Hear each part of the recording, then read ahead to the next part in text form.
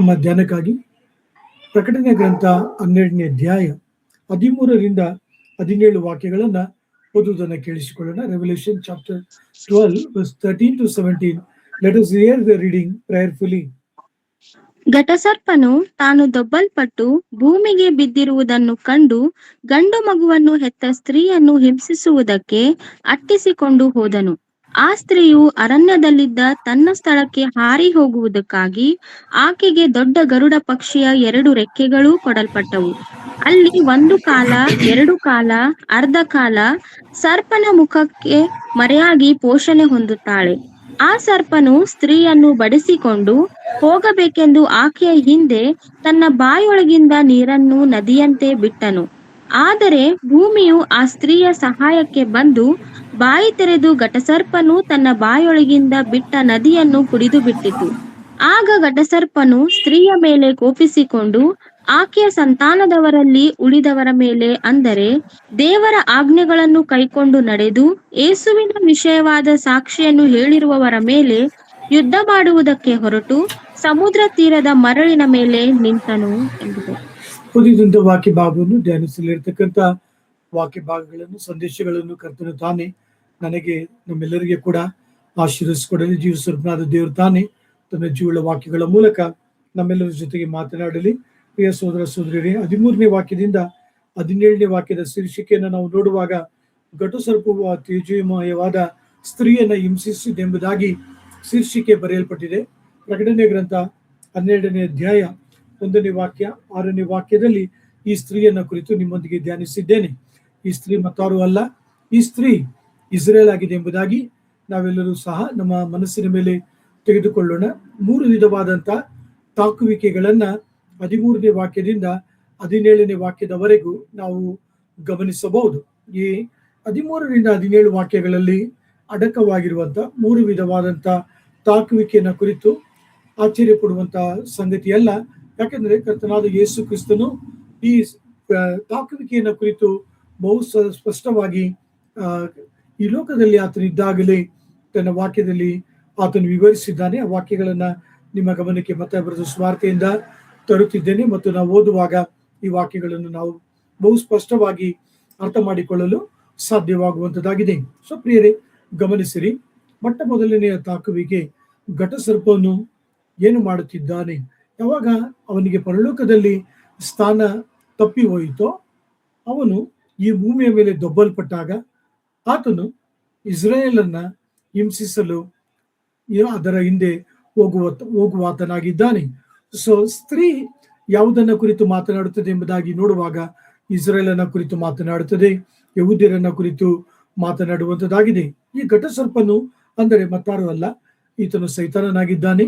ಆತನು ಇಸ್ರಾಯೇಲನ್ನ ಆ ಒಂದು ಸಂಕಟ ಕಾಲ ಮತ್ತು ಮಹಾಸಂಕಟ ಕಾಲದಲ್ಲಿ ಬಹು ಕ್ರೂರವಾಗಿ ಹಿಂಸಿಸುವಂತವನಾಗಿದ್ದಾನೆ ಎಂಬುದಾಗಿ ದೇವರ ವಾಕ್ಯ ಬಹು ಸ್ಪಷ್ಟವಾಗಿ ತಿಳಿಸುವಂತದ್ದಾಗಿದೆ. ಯೇಸು ಸ್ವಾಮಿ ಈ ಮಾತುಗಳನ್ನ ಕುರಿತು ಮತ್ತಾಯ ಬರೆದ ಸುವಾರ್ತೆ 24ನೇ ಅಧ್ಯಾಯ 15ರಿಂದ 22 ವಾಕ್ಯಗಳಲ್ಲಿ ಬಹು ಸ್ಪಷ್ಟವಾಗಿ ಆತನು ವಿವರಿಸುತ್ತಿದ್ದಾನೆ. ಸೊ ಪ್ರಿಯರೇ, ನಾವು ಯೇಸುವಿನ ಮಾತುಗಳನ್ನ ನಮ್ಮ ಮನಸ್ಸಿನ ಮೇಲೆಯೂ ನಮ್ಮ ಹೃದಯದ ಮೇಲೆಯೂ ತೆಗೆದುಕೊಳ್ಳೋಣ. ಈ ಎಲ್ಲ ಘಟನೆಗಳು ಮುಂದಿನ ದಿನಗಳಲ್ಲಿ ನಡೆಯುವಂತದ್ದಾಗಿದೆ. ಆದ ಕಾರಣ ಬಹು ಶ್ರದ್ಧೆಯಿಂದ, ಪರಿಶುದ್ಧತೆಯಿಂದ ಈ ವಾಕ್ಯಗಳನ್ನ ಓದುವುದನ್ನ ಕೇಳಿಸಿಕೊಳ್ಳೋಣ. Matthew's Gospel chapter 24 verse 15 to 22. Let us hear the reading.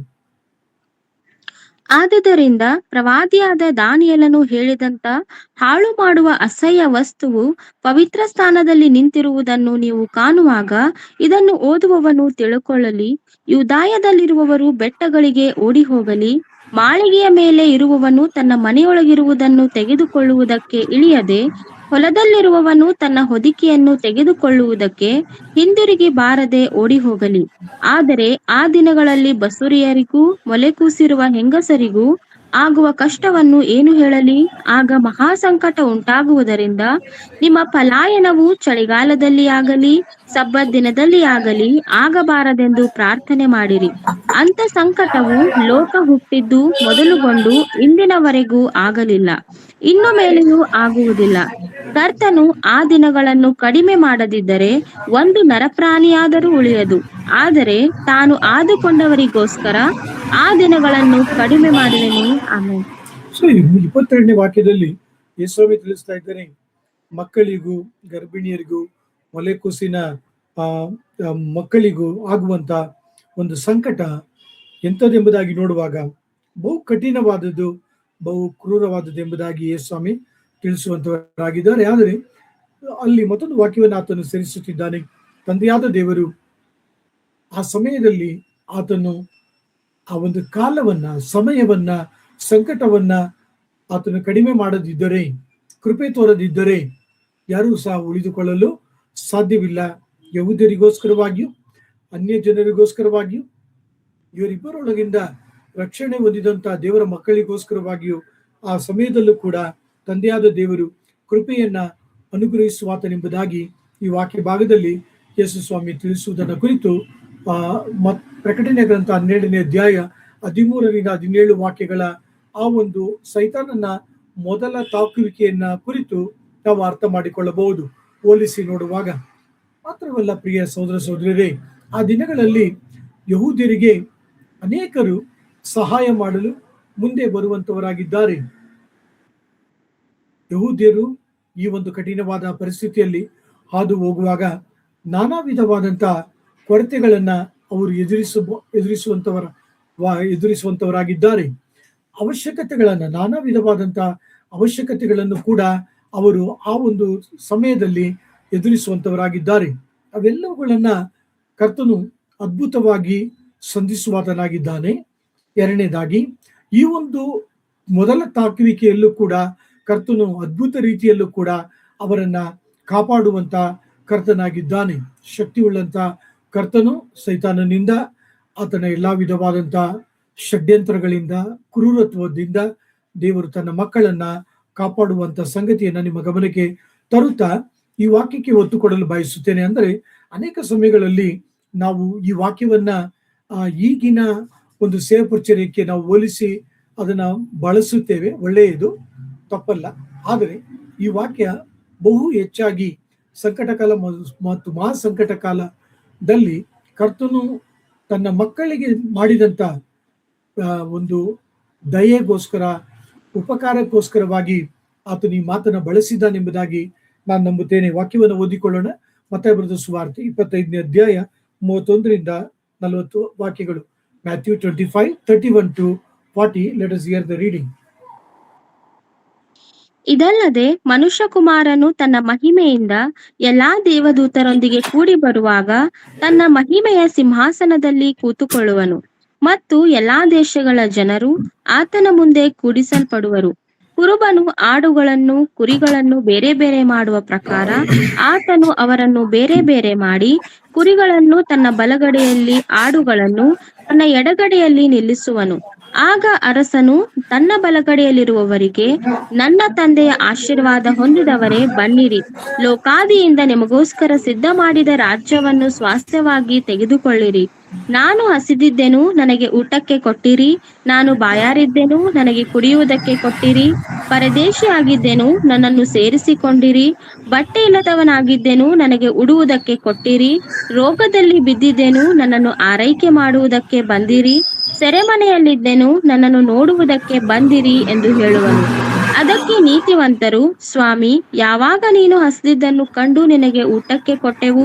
ಇಲ್ಲವೇ ನೀನು ಬಾಯಾರಿದ್ದನ್ನು ಕಂಡು ಕುಡಿಯುವುದಕ್ಕೆ ಕೊಟ್ಟೆವು? ಯಾವಾಗ ನೀನು ಪರದೇಶಿಯಾಗಿರುವುದನ್ನು ಕಂಡು ಸೇರಿಸಿಕೊಂಡೆವು? ಇಲ್ಲವೇ ನಿನಗೆ ಬಟ್ಟೆ ಇಲ್ಲದನ್ನು ಕಂಡು ಉಡುವುದಕ್ಕೆ ಕೊಟ್ಟೆವು? ಯಾವಾಗ ನೀನು ರೋಗದಲ್ಲಿ ಬಿದ್ದಿದ್ದನ್ನು ಅಥವಾ ಸೆರೆಮನೆಯಲ್ಲಿ ಇದ್ದಿದ್ದನ್ನು ಕಂಡು ನಿನ್ನನ್ನು ನೋಡುವುದಕ್ಕೆ ಬಂದೆವು ಎಂದು ಉತ್ತರವಾಗಿ ಹೇಳುವರು. ಅದಕ್ಕೆ ಅರಸನು, ಈ ನನ್ನ ಸಹೋದರರಲ್ಲಿ ಕೇವಲ ಅಲ್ಪನಾದವನೊಬ್ಬನಿಗೆ ಏನೇನು ಮಾಡಿದಿರೋ ಅದನ್ನು ನನಗೂ ಮಾಡಿದ ಹಾಗಾಯಿತು ಎಂದು ನಿಮಗೆ ಸತ್ಯವಾಗಿ ಹೇಳುತ್ತೇನೆ ಅನ್ನುವನು.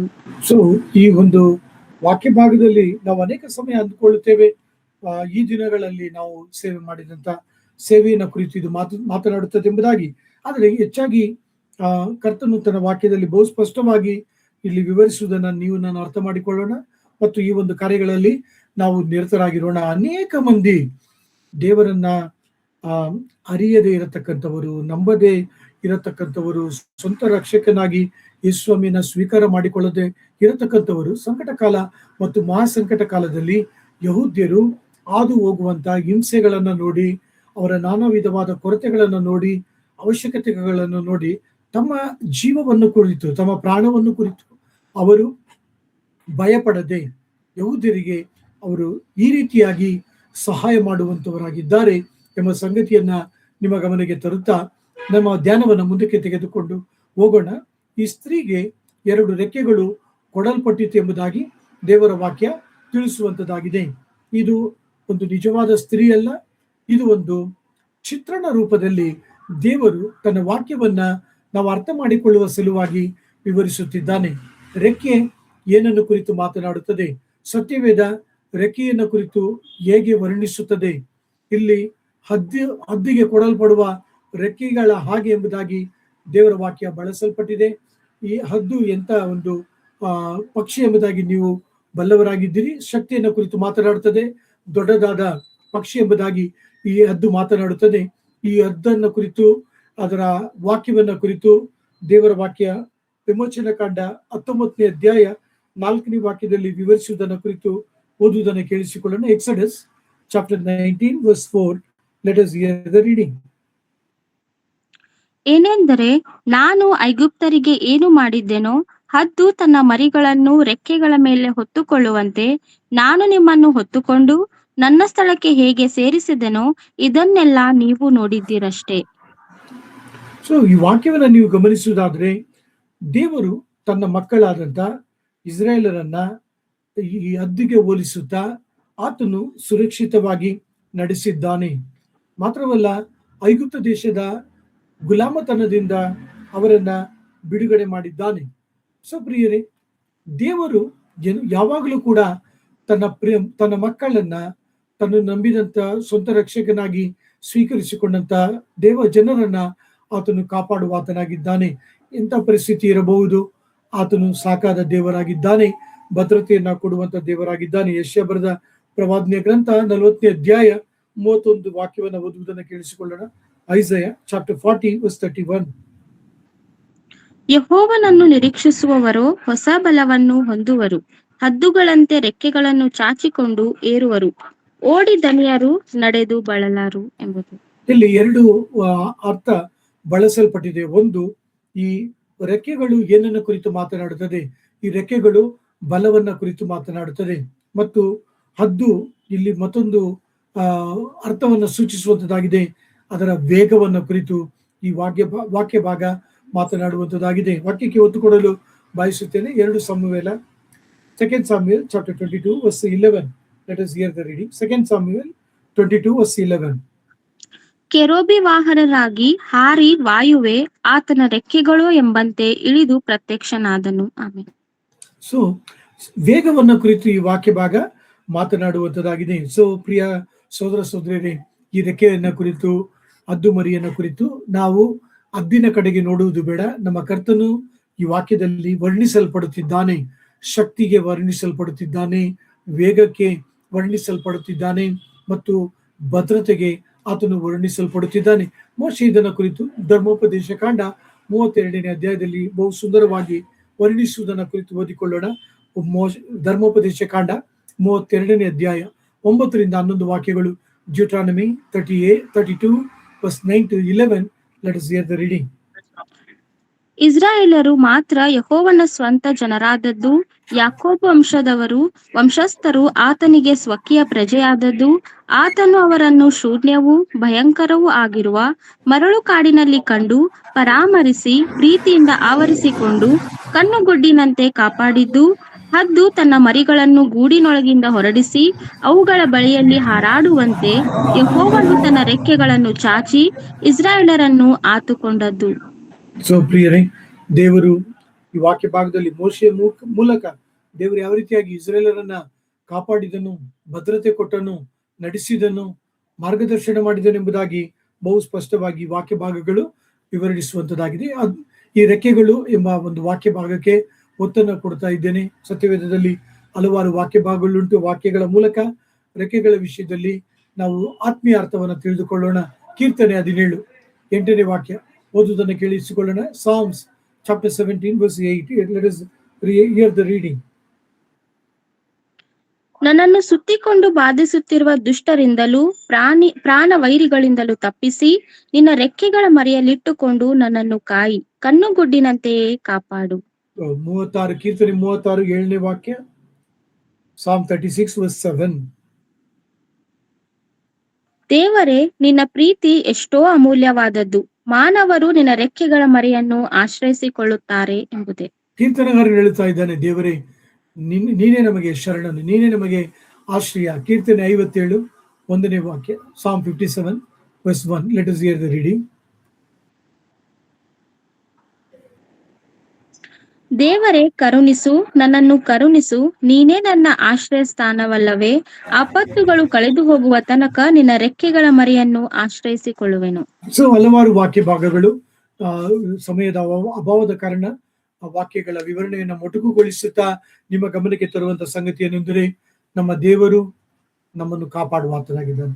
ನಾನು ಅನೇಕ ಸಮಯ ಪ್ರಾರ್ಥಿಸಿದ್ದೇನೆ. ಕೀರ್ತನೆ 57 1 2. ಪರಾತ್ಪರನಾದ ದೇವರಿಗೆ ನಾನು ಮೊರೆ ಇಡುತ್ತೇನೆ, ಆಪತ್ತುಗಳು ಕಳೆದು ಹೋಗುವ ತನಕ ನಿನ್ನ ರೆಕ್ಕೆಯ ಮರೆಯಲ್ಲಿ ನಾನು ಆಶ್ರಯ ಮಾಡಿಕೊಳ್ಳುತ್ತೇನೆ. ಕರ್ತನೆ, ನನಗೆ ಸಹಾಯ ಮಾಡಿ ಎಂಬುದಾಗಿ ನಾನು ಪ್ರಾರ್ಥಿಸಿದ್ದೇನೆ. ಆತನು ನನಗೆ ಸಹಾಯ ಮಾಡಿದ್ದಾನೆ ಮತ್ತು ಆಪತ್ತುಗಳಿಂದ ನನ್ನನ್ನು ಮರೆ ಮಾಡಿದ್ದಾನೆ. ನನ್ನನ್ನು ಮರೆ ಮಾಡಿದಂತ ಕರ್ತನು, ಕೀರ್ತನಕಾರನನ್ನು ಮರೆ ಮಾಡಿದಂತ ಕರ್ತನು, ಇಸ್ರೇಲರನ್ನ ಮರೆ ಮಾಡಿದಂತ ಕರ್ತನು, ಸಂಕಟ ಕಾಲ ಮತ್ತು ಮಹಾ ಸಂಕಟ ಕಾಲದಲ್ಲಿ ಕೂಡ ಆತನು ಇಸ್ರೇಲನ್ನ ಮರೆ ಮಾಡುವಾತನಾಗಿದ್ದಾನೆ. ಆತನು ಕಾಪಾಡುವಂತ ಕರ್ತನಾಗಿದ್ದಾನೆ. ಈ ಹದ್ದುಗಳನ್ನ ಕುರಿತು, ರೆಕ್ಕೆಗಳನ್ನ ಕುರಿತು ನಾವು ಧ್ಯಾನಿಸಿದ್ದೇವೆ.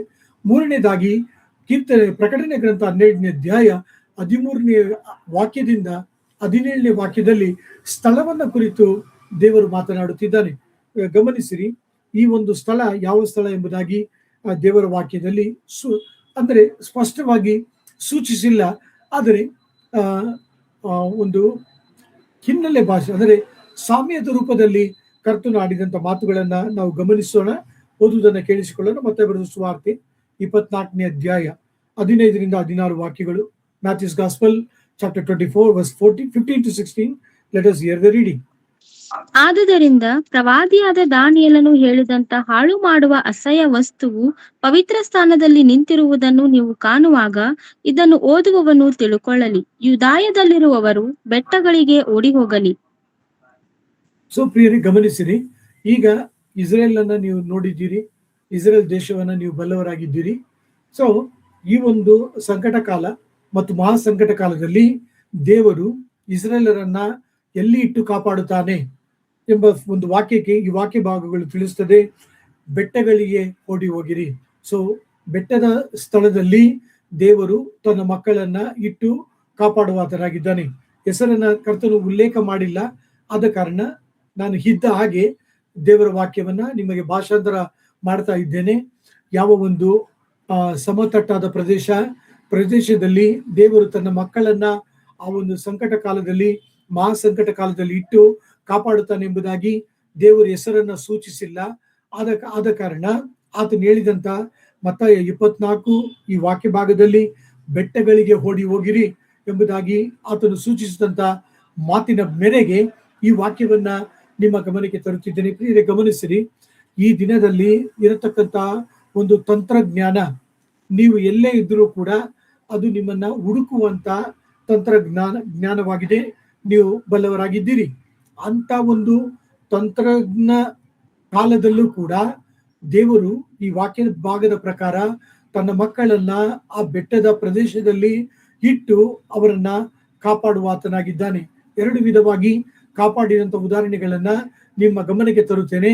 ಅದರ ಮೂಲಕ ಕರ್ತನು ಯಾವ ರೀತಿಯಾಗಿ ಅದ್ಭುತವಾಗಿ, ಆಶ್ಚರ್ಯವಾಗಿ ಕಾಪಾಡಬಲ್ಲನು, ಕಾಪಾಡುವವನಾಗಿದ್ದಾನೆ, ಕಾಪಾಡುತ್ತಾನೆ ಎಂಬ ಸಂಗತಿಯನ್ನ ನಾವು ಗ್ರಹಿಸಿಕೊಳ್ಳಬಹುದು. ನಮ್ಮ ಸತ್ಯವೇದಗಳನ್ನ 1 ಅರಸುಗಳು 17ನೇ ಅಧ್ಯಾಯ 1ರಿಂದ 6 ವಾಕ್ಯದ ಕಡೆಗೆ ತಿರುಗಿಸಿಕೊಳ್ಳೋಣ. First Kings chapter 17 verse 1 to 6. Let us hear the reading. ಗಿಲ್ಯಾದಿನ ಪ್ರವಾಸಿಗಳಲ್ಲಿ ತಿಷ್ಬಿಯನಾದ ಎಲಿಯನ ಎಂಬುವನು ಅಹಾಬನಿಗೆ, ನಾನು ಸನ್ನಿಧಿ ಸೇವೆ ಮಾಡುತ್ತಿರುವ ಇಸ್ರಾಯೇಲ್ ದೇವರಾದ ಯೆಹೋವನಾನೇ, ನಾನು ಸೂಚಿಸಿದ ಹೊರತು ಇಂದಿನಿಂದ ಕೆಲವು ವರ್ಷಗಳವರೆಗೆ ಮಳೆಯಾಗಲಿ ಮಂಜಾಗಲಿ ಬೀಳುವುದಿಲ್ಲ ಅಂದನು. ತರುವಾಯ ಯೆಹೋವನು ಎಲಿಯನಿಗೆ, ನೀನು ಈ ಸ್ಥಳವನ್ನು ಬಿಟ್ಟು ಪೂರ್ವ ದಿಕ್ಕಿಗೆ ಹೋಗಿ ಯೊರ್ದನ್ ಹೊಳೆಯ ಆಚೆಯಲ್ಲಿರುವ ಕೆರೆತ್ ಹಳ್ಳದಲ್ಲಿ ಅಡಗಿಕೋ. ಆ ಹಳ್ಳದ ನೀರು ನಿನಗೆ ಪಾನವಾಗಿರುವುದು. ನಿನಗೆ ಆಹಾರ ತಂದು ಕೊಡಬೇಕೆಂದು ಕಾಗೆಗಳಿಗೆ ಆಜ್ಞಾಪಿಸಿದ್ದೇನೆ ಎಂದು ಹೇಳಿದನು. ಅವನು ಯೆಹೋವನ ಅಪ್ಪಣೆಯಂತೆ ಯೊರ್ದನಿನ ಪೂರ್ವಕ್ಕಿರುವ ಕೆರೆತ್ ಹಳ್ಳದಲ್ಲಿ ವಾಸಿಸಿದನು. ಕಾಗೆಗಳು ಅವನಿಗೆ ಪ್ರಾತಃಕಾಲದಲ್ಲಿಯೂ ಸಾಯಂಕಾಲದಲ್ಲಿಯೂ ರೊಟ್ಟಿ, ಮಾಂಸ ಇವುಗಳನ್ನು ತಂದುಕೊಡುತ್ತಿದ್ದವು. ಅವನು ಇವುಗಳನ್ನು ತಿನ್ನುತ್ತಿದ್ದನು. ಹಳ್ಳದ ನೀರು ಅವನಿಗೆ ಪಾನವಾಗಿತ್ತು ಎಂಬುದೇ. ಸೊ ಗಮನಿಸಿರಿ, ಇದೊಂದು ಉದಾಹರಣೆ. ಮತ್ತೊಂದು ಉದಾಹರಣೆ ವಿಮೋಚನಾ ಕಾಂಡ 16ನೇ ಅಧ್ಯಾಯ ಯಾವ ರೀತಿಯಾಗಿ ದೇವರು ಅದ್ಭುತವಾಗಿ ತನ್ನ ಮಕ್ಕಳಿಗೆ ಒದಗಿಸಿದನೆಂಬುದಾಗಿ ಮಾತನಾಡುತ್ತದೆ. Exodus chapter 16, let us hear the reading, verse 12.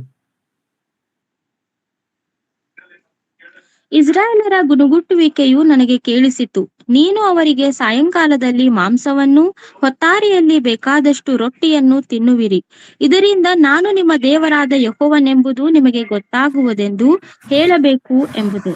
So ಪ್ರಿಯರೇ, ಗಮನಿಸಿರಿ, ದೇವರು ವಿಮೋಚನಾ ಕಾಂಡ ಮತ್ತು ಅರಸುಗಳ ಗ್ರಂಥದಲ್ಲಿ ತನ್ನ ಮಕ್ಕಳಿಗೆ ಯಾವ ರೀತಿಯಾಗಿ ಒದಗಿಸಿದನು. ಪ್ರವಾದಿಗೆ ಕಾಗೆಗಳ ಮೂಲಕ ಆಹಾರವನ್ನು ಒದಗಿಸಿದನು ಮತ್ತು ಮಾಂಸವನ್ನ ಅದ್ಭುತ ರೀತಿಯಲ್ಲಿ ಅವರು ಅಂದುಕೊಳ್ಳಲಿಲ್ಲ. ಈ ಒಂದು ವಿಧಾನದಲ್ಲಿ ದೇವರು ತನ್ನ ಮಕ್ಕಳ ಅಗತ್ಯತೆಗಳನ್ನ ಸಂಧಿಸುತ್ತಾನೆಂಬುದಾಗಿ ಅವರು ಊಹಿಸಿಕೊಳ್ಳಲಿಲ್ಲ. ಆ ರೀತಿಯಾಗಿ ದೇವರು ಅಲ್ಲಿ ಒದಗಿಸಿದನೆಂಬುದಾಗಿ ದೇವರ ವಾಕ್ಯ ತಿಳಿಸುವಂತದ್ದಾಗಿದೆ. ಅದೇ ರೀತಿಯಾಗಿ ಸಂಕಟ ಕಾಲ ಮತ್ತು ಮಹಾ ಸಂಕಟ ಕಾಲದಲ್ಲೂ ಕೂಡ ದೇವರು ಆಶ್ಚರ್ಯಕರವಾದ ರೀತಿಯಲ್ಲಿ ತನ್ನ ಮಕ್ಕಳಿಗೆ ಆಹಾರವನ್ನ ಕೊಟ್ಟು ಆತನು ಪೋಷಿಸುವಾತನಾಗಿದ್ದಾನೆ, ಆತನು ಸಂರಕ್ಷಿಸುವಾತನಾಗಿದ್ದಾನೆ. ಸೈತಾನನು ಎಷ್ಟೇ ಬಲಶಾಲಿಯಾಗಿದ್ದರೂ ಕೂಡ, ಆಧುನಿಕ ತಂತ್ರಜ್ಞಾನವನ್ನ ಆ ದಿನಗಳಲ್ಲಿ ಬಳಸಿದರೂ ಕೂಡ ದೇವರು ಸೈತಾನನಿಂದ, ಆತನ ಜನರಿಂದ ತನ್ನ ಮಕ್ಕಳನ್ನ ಅದ್ಭುತ ರೀತಿಯಲ್ಲಿ ಕಾಪಾಡುತ್ತಾನೆ. ಇದನ್ನು ಆತ್ಮೀಯವಾಗಿ ಮಾಡಿಕೊಳ್ಳೋಣ. ವಾಕ್ಯವನ್ನು ಆಲಿಸುತ್ತಿರುವಂತಹ ಪ್ರಿಯ ದೈವ ಜನರೇ, ಮಾರ್ಚ್ ತಿಂಗಳಲ್ಲಿ ನಾವು ಇದ್ದೇವೆ. ಏನ್ ಕುಡಿಬೇಕು, ಏನ್ ಊಟ ಮಾಡಬೇಕು, ಏನ್ ಒದ್ದುಕೋಬೇಕು, ಎಷ್ಟು ಹಣ ಬೇಕು, ಚಿಂತೆ ಮಾಡಬೇಡಿ. ನೀವು ನಾನು ಪಕ್ಷಿಗಳಿಗಿಂತ ಹೆಚ್ಚಿನವರಾಗಿದ್ದೇವೆ. ಹೂಗಳನ್ನು ನೋಡಿರಿ, ಹಕ್ಕಿಗಳನ್ನು ನೋಡಿರಿ, ನೀವು ನಾನು ಅವುಗಳಿಗಿಂತ ಶ್ರೇಷ್ಠರಾಗಿದ್ದೇವೆ. ಆದ ಕಾರಣ ನೀವು ಚಿಂತೆ ಮಾಡಬೇಡಿ. ಇನ್ನು ಮದುವೆ ಆಗ್ಲಿಲ್ವಲ್ಲ, ಇನ್ನು ಕೆಲಸ ಸಿಗ್ಲಿಲ್ವಲ್ಲ, ಇನ್ನು ಮಕ್ಕಳು ಹುಟ್ಲಿಲ್ವಲ್ಲ, ಇನ್ನು ಒಬ್ಬಂಟಿಯಾಗಿದ್ದೇನಲ್ಲ, ನನಗೆ ಯಾರು ಇಲ್ವಲ್ಲ. ದಯವಿಟ್ಟು ಆ ರೀತಿಯಾಗಿ ಕಳವಳ ಪಡಬೇಡಿ. ನಿಮ್ಮ ನನ್ನ ದೇವರು ಜೀವಿಸುವ ದೇವರಾಗಿದ್ದಾನೆ. ನಿಮ್ಮ ನನ್ನ ದೇವರು ನಮಗೆ ಏನು ಬೇಕೋ ಅವೆಲ್ಲವುಗಳನ್ನು ಬಲ್ಲವನಾಗಿದ್ದಾನೆ. ಆದ ಕಾರಣ ನಮ್ಮ ಕಣ್ಣುಗಳನ್ನ ಮೇಲಕ್ಕೆತ್ತೋಣ, ಮೇಲಿನವುಗಳ ಮೇಲೆ ಮನಸ್ಸಿಡೋಣ. ಪರಲೋಕದಲ್ಲಿರುವ ನಿಮ್ಮ ತಂದೆಗೆ ಎಲ್ಲವೂ ತಿಳಿದಿದೆ ಎಂಬುದಾಗಿ ಆತನು ಹೇಳುವ ಹಾಗೆ, ನಿಮಗೆ ಒಂದು ಚಿಂತೆ ಇದೆಯಾ, ನಿಮಗೆ ಒಂದು ಭಾರ ಇದೆಯಾ, ನಿಮ್ಮ ಮನಸ್ಸಲ್ಲಿ ದಯವಿಟ್ಟು ಇಟ್ಕೋಬೇಡಿ, ಕರ್ತನಿಗೆ ಒಪ್ಪಿಸಿಕೊಡ್ರಿ. ಕರ್ತನು ನಿಮ್ಮ ನನ್ನ ಭಾರವನ್ನ ಓರುತ್ತಾನೆ. ಆತನ ಭುಜಗಳು ಬಲಿಷ್ಠವಾಗಿದೆ. ಆತನಲ್ಲಿ ನಾವು ವಿಶ್ರಾಂತಿಯನ್ನ ಹೊಂದೋಣ. ನನ್ನ ಧ್ಯಾನವನ್ನ ಮುಂದಕ್ಕೆ ತೆಗೆದುಕೊಂಡು ಹೋಗುತ್ತಾ ಸೈತಾನನ್ನು ತಾಕುವಂತ ಎರಡನೇ ತಾಕುವಿಕೆಯ ಕುರಿತು 15ರಿಂದ 16ನೇ ವಾಕ್ಯದಲ್ಲಿ ಓದುತ್ತೇವೆ. ಓದುವುದನ್ನು ಕೇಳಿಸಿಕೊಳ್ಳೋಣ. ಪ್ರಕಟಣೆಯ ಗ್ರಂಥ 12ನೇ ಅಧ್ಯಾಯ 15ರಿಂದ 16 ವಾಕ್ಯಗಳು. ಆ ಸರ್ಪನು ಸ್ತ್ರೀಯನ್ನು ಬಡಿಸಿಕೊಂಡು ಹೋಗಬೇಕೆಂದು ಆಕೆಯ ಹಿಂದೆ ತನ್ನ ಬಾಯೊಳಗಿಂದ ನೀರನ್ನು ನದಿಯಂತೆ ಬಿಟ್ಟನು. ಆದರೆ ಭೂಮಿಯು ಆ ಸ್ತ್ರೀಯ ಸಹಾಯಕ್ಕೆ ಬಂದು ಬಾಯಿ ತೆರೆದು ಘಟಸರ್ಪನು ತನ್ನ ಬಾಯೊಳಗಿಂದ ಬಿಟ್ಟ ನದಿಯನ್ನು ಕುಡಿದು ಬಿಟ್ಟಿತು. ಸೊ ಪ್ರಿಯರೇ, ಈಗ ಆತನು ಮತ್ತೊಂದು ವಿಧವಾಗಿ ತಾಕುತ್ತಿದ್ದಾನೆ. ಮೃಗ ಅಂದ್ರೆ ಘಟಸರ್ಪ. ಈ ಘಟಸರ್ಪ ಮತ್ತಾರು ಅಲ್ಲ, ಸೈತಾನನಾಗಿದ್ದಾನೆ. ವಾಕ್ಯವನ್ನ ಗಮನಿಸಿರಿ. ಆತನು ಬಾಯಿ ತೆರೆದು ನೀರನ್ನ ಪ್ರವಾಹದಂತೆ ಬಿಟ್ಟನು ಎಂಬುದಾಗಿ ಅರ್ಥ. ದೇವರ ವಾಕ್ಯದಲ್ಲಿ ಈ ಒಂದು ನೀರು, ಈ ಒಂದು ಪ್ರವಾಹ ಯಾವುದನ್ನು ಕುರಿತು ಮಾತನಾಡುತ್ತದೆ ಎಂಬುದಾಗಿ ನೋಡುವಾಗ ಜನರನ್ನ ಕುರಿತು ಮಾತನಾಡುತ್ತದೆ. ಪ್ರಿಯ ಸೋದರ ಸೋದರರೇ, ಆ ದಿನಗಳಲ್ಲಿ ಸೈತಾನನು ದೇವರ ಮಕ್ಕಳನ್ನ, ಯಹೂದ್ಯರನ್ನ, ಇಸ್ರೇಲರನ್ನ ಈ ರೀತಿಯಾಗಿ ತಾಕುವಾತನಾಗಿದ್ದಾನೆ. ಎಲ್ಲಾ ಕಡೆಯಿಂದಲೂ ಕೂಡ ಅವರನ್ನ ಈ ರೀತಿಯಾಗಿ ತಾಕುವಾಗ ದೇವರು ಈ ಒಂದು ವಾಕ್ಯ ಭಾಗದಲ್ಲೂ ಕೂಡ ಅದ್ಭುತ ರೀತಿಯಲ್ಲಿ ಇಸ್ರಾಯೇಲನ್ನ, ಯಹೂದ್ಯರನ್ನ ಆತನು ಕಾಪಾಡುವಾತನಾಗಿದ್ದಾನೆ. ಹೇಗೆ ಕಾಪಾಡುತ್ತಾನೆ? ಆಶ್ಚರ್ಯಕರವಾದ ರೀತಿಯಲ್ಲಿ ದೇವರು ಭೂಮಿಯನ್ನ ಸೀಳಿ ಆ ಎಲ್ಲಾ ಜನರನ್ನು ಕೂಡ ಆತನು ಧ್ವಂಸ ಮಾಡುವಾತನಾಗಿದ್ದಾನೆ ಎಂಬ ಸಂಗತಿಯನ್ನು ನಿಮ್ಮ ಗಮನಕ್ಕೆ ತರಲು ಬಯಸುತ್ತೇನೆ. ನೀವು ಆಗಲೇ ಈ ವಿಷಯಗಳನ್ನ ತಿಳಿದವರಾಗಿದ್ದೀರಿ, ಆದರೂ ಕೂಡ ನಿಮ್ಮ ನೆನಪನ್ನ ಕೆದಕಲು ಬಯಸುತ್ತೇನೆ. ವಾಕ್ಯಗಳ ಒತ್ತನ್ನು ಕೊಡುತ್ತೇನೆ. ಆಗ ಈ ಒಂದು ವಿವರಣೆಯನ್ನ ನಾನು ಹೆಚ್ಚು ಸ್ಪಷ್ಟವಾಗಿ ಅರ್ಥ ಮಾಡಿಕೊಳ್ಳಬಹುದು. ವಿಮೋಚನಾ ಕಾಂಡವನ್ನ ನೀವು ಧ್ಯಾನಿಸುವುದಾದ್ರೆ, ವಿಮೋಚನಾ ಕಾಂಡದಲ್ಲಿ ದೇವರು ಯಾವ ರೀತಿಯಾಗಿ ಫರೋಹನನ್ನ, ಆತನ ಸೈನಿಕರನ್ನ ಧ್ವಂಸ ಮಾಡಿದನು ಓದುವುದನ್ನು ಕೇಳಿಸಿಕೊಳ್ಳೋಣ. Exodus chapter 15 verse 12. ವಿಮೋಚನಾ ಕಾಂಡ 15ನೇ ಅಧ್ಯಾಯ 12ನೇ ವಾಕ್ಯ. ನೀನು ನಿನ್ನ ಬಲಗೈಯನ್ನು ಚಾಚಿದಾಗ ಭೂಮಿಯು ಬಾಯಿ ತೆರೆದು ಶತ್ರುಗಳನ್ನು ನುಂಗಿಬಿಟ್ಟಿತಲ್ಲ. ಸೊ ಭೂಮಿಯು ಬಾಯಿ ಬಿಟ್ಟು ಶತ್ರುಗಳನ್ನ ನುಂಗಿಬಿಟ್ಟಿತು. ಯಾವ ಶತ್ರುಗಳು? ಫರೋಹನ ಸೈನಿಕರನ್ನ ಕುರಿತು ದೇವರ ವಾಕ್ಯ ಮಾತನಾಡುವಂತದ್ದಾಗಿದೆ. ಮತ್ತೊಂದು ವಾಕ್ಯವನ್ನು ಗಮನಕ್ಕೆ ತರಲು ಬಯಸುತ್ತೇನೆ. ನಂಬರ್ಸ್ ಅರಣ್ಯಕಾಂಡ 16ನೇ ಅಧ್ಯಾಯ, ನಂಬರ್ಸ್ ಚಾಪ್ಟರ್ 16. ನಮ್ಮ ಸತ್ಯವೇದವನ್ನು ತಿಳಿಸಿಕೊಳ್ಳೋಣ. 28ರಿಂದ 33 ವಾಕ್ಯಗಳನ್ನ ನಾವು ಓದುವುದನ್ನು ಕೇಳಿಸಿಕೊಳ್ಳೋಣ. Numbers chapter 16 28 to 33.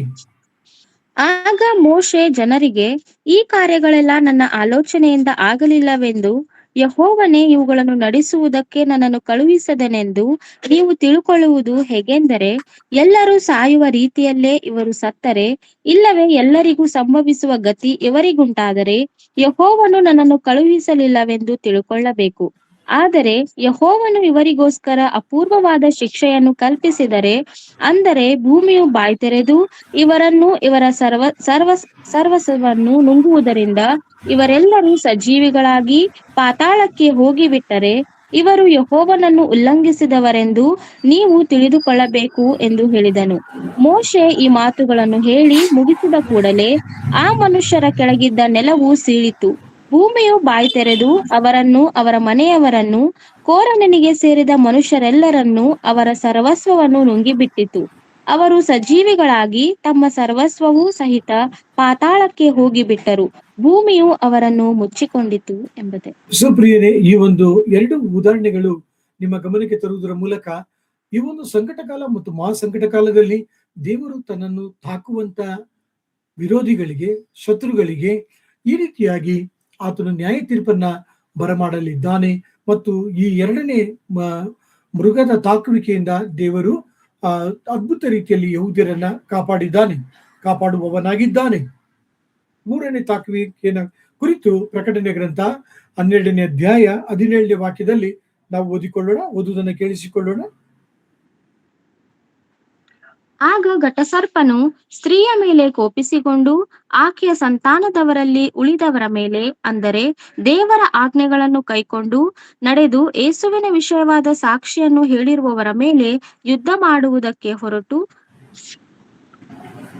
ಗಮನಿಸಿರಿ, ಈ ವಾಕ್ಯ ಭಾಗದಲ್ಲಿ ದೇವರ ವಾಕ್ಯ ಬಹು ಸ್ಪಷ್ಟವಾಗಿ ತಿಳಿಸುತ್ತದೆ. ಆಕೆಯ ಸಂತಾನದವರಲ್ಲಿ ಉಳಿದವರ ಮೇಲೆ, ಅಂದರೆ ದೇವರ ಆಜ್ಞೆಗಳನ್ನ ಕೈಗೊಂಡು ನಡೆದು ಯೇಸುವಿನ ವಿಷಯವಾದ ಸಾಕ್ಷಿಯನ್ನು ಹೇಳಿರುವವರ ಮೇಲೆ. ಸೊ ನಾನು ನಿಮಗೆ ಆಗಲೇ ತಿಳಿಸಿದ್ದೇನೆ, 1,44,000 ಯಹೂದ್ಯರೊಳಗಿಂದ ಆರಿಸಲ್ಪಟ್ಟಂತ ಜನರು ಸುವಾರ್ತೆಯನ್ನ ಸಂಕಟ ಕಾಲ ಮತ್ತು ಮಹಾಸಂಕಟ ಕಾಲದಲ್ಲಿ ಸಾರುವಂತವರಾಗಿದ್ದಾರೆ. 12 ಗೋತ್ರಗಳು, ಒಂದೊಂದು ಗೋತ್ರದಿಂದ 12,000, ಒಟ್ಟು 1,44,000 ಆ ದಿನಗಳಲ್ಲಿ ಯೇಸು ಸ್ವಾಮಿಯನ್ನ ಕುರಿತು, ಆತನ ಸುವಾರ್ತೆಯನ್ನು ಕುರಿತು, ದೇವರ ರಾಜ್ಯದ ಸುವಾರ್ತೆಯನ್ನು ಕುರಿತು ಸಾರುವಂತವರಾಗಿದ್ದಾರೆ. ಪ್ರಕಟಣೆಯ ಗ್ರಂಥ 7ನೇ ಅಧ್ಯಾಯದಲ್ಲಿ ನಿಮ್ಮ ಗಮನಕ್ಕೆ ತಂದಿದ್ದೇನೆ. ಅನೇಕರು ಯೇಸು ಸ್ವಾಮಿನ ಅನ್ಯ ಜನರು ಯೇಸು ಸ್ವಾಮಿಯನ್ನ ನಂಬಿ ಅವರು ಕೂಡ ಆ ದಿನಗಳಲ್ಲಿ ಕರ್ತನ ಸಾಕ್ಷಿಯಾಗಿ ಜೀವಿಸುವಂತವರಾಗಿದ್ದಾರೆ. ಸೊ ದೇವರ ವಾಕ್ಯ ಹೇಳುತ್ತದೆ, ಗಲಾತ್ಯ ಪತ್ರಿಕೆ 3ನೇ ಅಧ್ಯಾಯ 7ನೇ ವಾಕ್ಯದಲ್ಲಿ, ಯೇಸು ಸ್ವಾಮಿಯನ್ನ ನಾವು ಯಾವಾಗ ನಂಬುತ್ತೇವೋ ನಾವು ಅಬ್ರಾಮನ ಸಂತತಿಯವರಾಗುತ್ತೇವೆ ಎಂಬುದಾಗಿ ದೇವರ ವಾಕ್ಯ ಬಹು ಸ್ಪಷ್ಟವಾಗಿ ತಿಳಿಸುವಂತದ್ದಾಗಿದೆ. ಸೊ ಸೈತಾನನು ಏನು ಮಾಡುವಾತನಾಗಿದ್ದಾನೆ? ಮೂರನೆಯ ಆತನ ತಾಕುವಿಕೆಯನ್ನು ನೋಡುವಾಗ, ಹೇಗಾದರೂ ತನ್ನ ಸಮಯ, ಇನ್ನು ಸ್ವಲ್ಪ ಸಮಯದಲ್ಲಿ ಆತನು ಸೋಲಿಸಲ್ಪಡುತ್ತಾನೆ, ಆತನು ಅಧೋಲೋಕಕ್ಕೆ ತಳ್ಳಲ್ಪಡುತ್ತಾನೆ, 1000 ವರ್ಷಗಳ ಬಂಧನದಲ್ಲಿ ಇರುತ್ತಾನೆ ಎಂಬ ಒಂದು ಅವನ ಅವನತಿ, ಅವನ ಕೊನೆಯ ಗಳಿಗೆಯನ್ನ ನೆನೆಸಿ ಈ ರೀತಿಯಾಗಿ ದೇವರ ಮಕ್ಕಳನ್ನ ಆತನು ತಾಕಲು ಮುಂದಕ್ಕೆ ಹೋಗುವುದನ್ನು ಕುರಿತು ದೇವರ ವಾಕ್ಯ ತಿಳಿಸುವಂತದ್ದಾಗಿದೆ.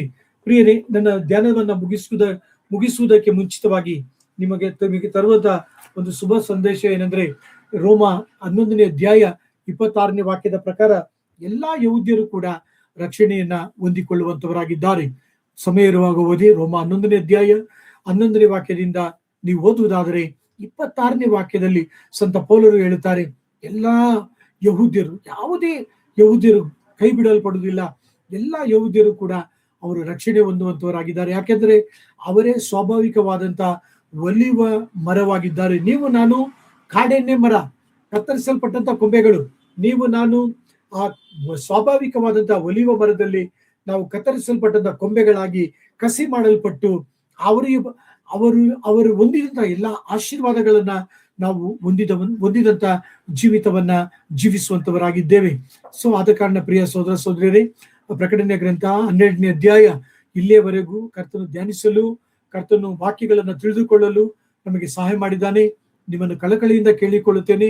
ನಿಮ್ಮಲ್ಲಿ ಯಾರಾದರೂ ಯೇಸುಸ್ವಾಮಿಯನ್ನು ನಂಬದೇ ಇರುವುದಾದರೆ, ಯೇಸುಸ್ವಾಮಿಯ ಮರಣ, ಯೇಸುಸ್ವಾಮಿಯ ಶಿಲುಬೆ, ಯೇಸುಸ್ವಾಮಿಯ ಪ್ರಾಣ, ಯೇಸುಸ್ವಾಮಿಯ ಶಿಲುಬೆ ಮೇಲೆ ಸುರಿಸಲ್ಪಟ್ಟಂತ ರಕ್ತ, ಯೇಸುಸ್ವಾಮಿಯ ಮುಳ್ಳಿನ ಕಿರೀಟಗಳು, ಯೇಸುಸ್ವಾಮಿಯ ಕೈಯ ಗಾಯಗಳು, ಪಕ್ಕೆಯ ಗಾಯಗಳು ನಿನಗೋಸ್ಕರವಾಗಿ, ನನಗೋಸ್ಕರವಾಗಿ ಎಂಬುದಾಗಿ ನಾವು ಗ್ರಹಿಸಿಕೊಂಡವರಾಗಿ ನಮ್ಮ ಹೃದಯದಲ್ಲಿ, ಯೇಸುವೆ ಬಾ, ನನ್ನ ಹೃದಯದಲ್ಲಿ ವಾಸ ಮಾಡು, ನನ್ನ ಪಾಪಗಳನ್ನ ನಿನ್ನ ರಕ್ತದಿಂದ ತೊಳೆದು ಶುದ್ಧ ಮಾಡು, ನಿನ್ನ ಮಗನಾಗಿ, ನಿನ್ನ ಮಗಳಾಗಿ ನನ್ನನ್ನು ಸ್ವೀಕರಿಸಿಕೊ ಎಂಬುದಾಗಿ ನಮ್ಮನ್ನ ಒಪ್ಪಿಸಿಕೊಡೋಣ. ಮತ್ತು ಯಾರಿಗೆ ಯೇಸುಸ್ವಾಮಿ ಪ್ರೀತಿ ತಿಳಿದಿಲ್ಲವೋ, ಯೇಸುಸ್ವಾಮಿನ ಅರಿಯದೇ ಇದ್ದಾರೋ ಅವರಿಗೂ ಕೂಡ ಈ ಒಂದು ಯೇಸುವಿನ ಪ್ರೀತಿಯನ್ನು ತಿಳಿಸೋಣ.